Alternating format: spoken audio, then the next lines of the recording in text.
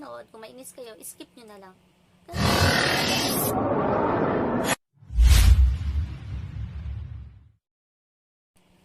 Hi everyone, this is again Lilibet Eden. So, for today's video guys, gusto ko pong i-share sa inyo kasi ang daming nagtanong kung bakit daw ako nagbabaliw-baliwan public prank. Actually guys, wala po talaga akong naisip na mga niche or mga content dati. So, nagsimula ako sa pagpa-vlog. Parang ano lang, enjoy lang. Tapos nagla-live, kanta-kanta, sayaw-sayaw.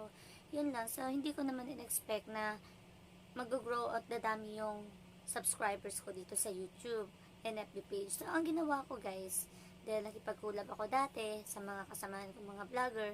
So, naisip ko na magbali-baliwan public prank. Kasi meron kasi yung isang beses na nagpa-viral na kamukha ni Catherine Bernardo na babae.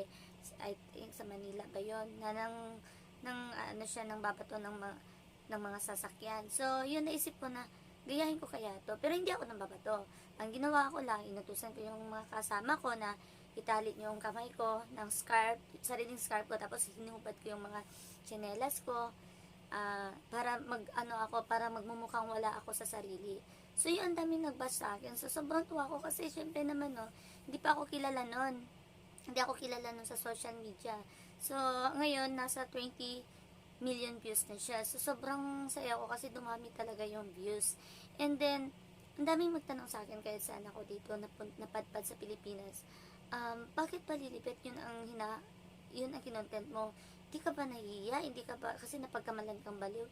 Sabi ko, hindi naman ako nahihiya. Kasi content lang naman yun. At saka may description naman yun. Eh, sabi nila, ang dami mong basher, ganito, ganyan. Sabi ko, okay lang. Yun ang hinahanap ko eh. Yun ang hinahanap ko. Kasi, para mag-grow yung followers at subscribers ko. Pero hindi naman talaga siya nag-viral sa YouTube. Doon siya sa FB page. So, sobrang tuwa ko.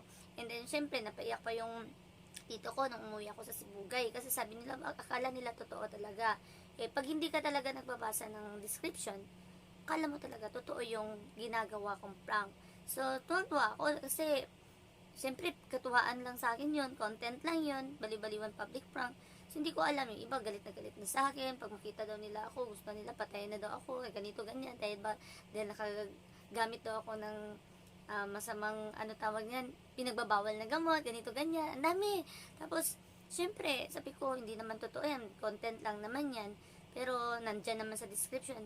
Grabe, dami talaga nagbasa. Tapos usap-usapan sa mga kakakilala ko, sa mga dami. Uy, ano ba nangyari kay Lilibet, pati mga pamilya ko, mga classmate ko. So, yung iba na nakakaalam na nagbablog ako, so wala na, parang wala na sumasabi, congratulations, ang galing mo ha, ganun. Pamas yung mo, ganito, ganyan, yung actingan mo. So, sobrang tuwa ako guys. So, alam nyo, kung hindi po kayo nagbablog, yung mga ginagawa ng mga content creator na napaprank, hayaan nyo na lang. Kung ayaw nyo manood, kung mainis kayo, skip nyo na lang.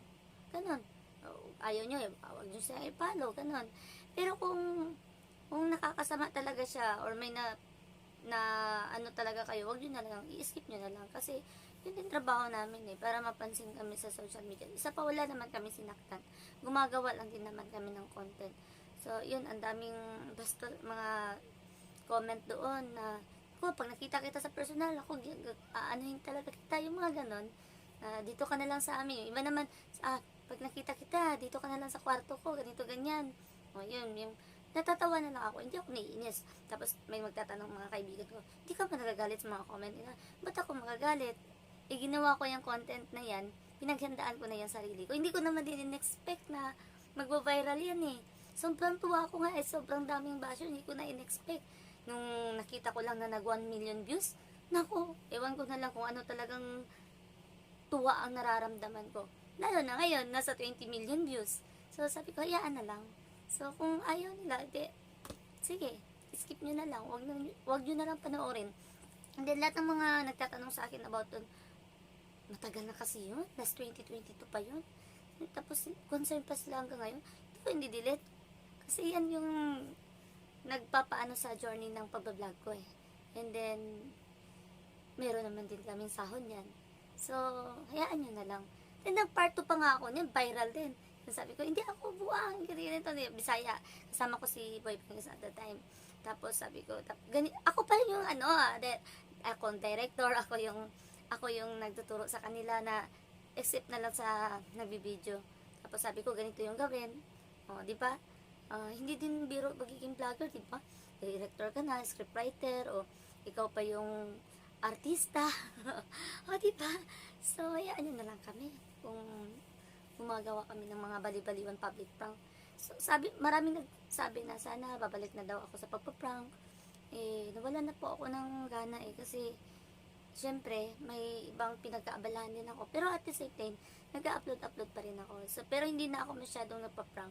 Kasi, ayan na-hit ko na yung 10,000. 10,000 followers lang yung inaano ko dati pinapangarap. Pero ngayon, 286,000 followers na. Road to 300,000 followers na tayo, guys. So, yun, thankful ako sa lahat ng mga nababash, and then syempre sa lahat ng mga supporters ko, sa mga na-amaze sa acting ko. So, thankful ako kasi nandyan kayo lagi, nanonood sa akin, kahit nagbabali-baliwan public prank ako.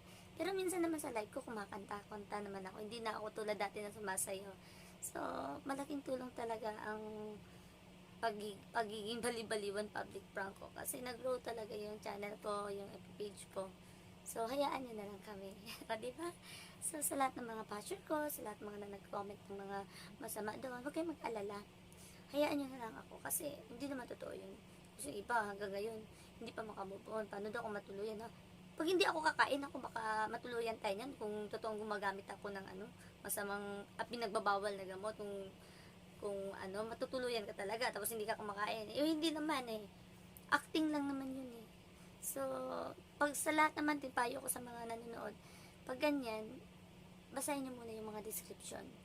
Tapos, kung ano yung, huwag kayo doon sa comment, kasi lahat mga tao nagko-comment agad hindi pa napanood buong video, kino-comment na agad. So, yan, ibasahin nyo muna yung description. Kung scripted ba, totoo ba itong nangyari, or totoo ba siya talaga ganun. Kasi minsan din kami, aminado naman din ako, lahat na halos ng prank ko, scripted talaga.